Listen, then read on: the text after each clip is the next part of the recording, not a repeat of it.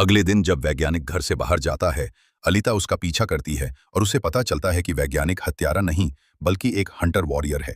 Hunter warriors वे लोग हैं जो अपराधियों को मारते हैं और फिर उनके शवों को कारखाने में ले जाकर भारी इनाम पाते हैं।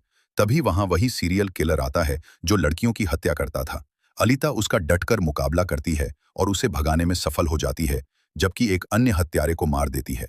इसके बाद वैज्ञानिक और अलीता उस हत्यारे का सिर कारखाने में ले जाते हैं, जहां उन्हें $20 का इनाम मिलता है। वैज्ञानिक अलीता को अपनी कहानी सुनाता है कि वह हंटर वॉरियर कैसे बना।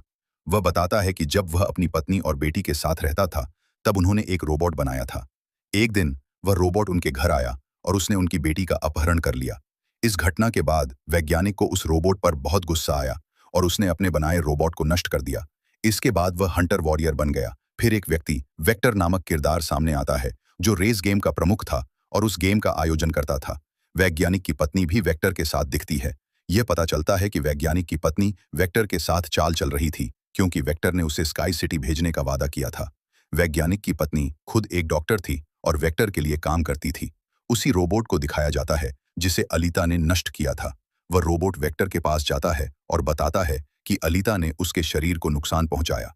वेक्टर उस रोबोट को ताना मारता है, क्या तुम एक छोटी लड़की से पिटकर लौटे हो? रोबोट जवाब देता है, वह कोई छोटी लड़की नहीं बल्कि बहुत ताकतवर है।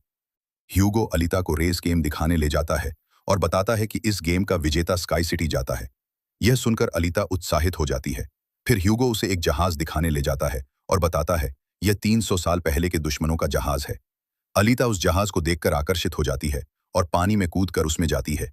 वहां उसे एक उच्च तकनीकी शरीर मिलता है। अलीता उस शरीर को लेकर वैज्ञानिक के पास लौटती है और कहती है, इस शरीर को मेरे सिर के साथ जोड़ दो। लेकिन वैज्ञानिक मना कर देता है, क्योंकि वह शरीर बहुत शक्तिशाली था और उसमें हथियार भी थे।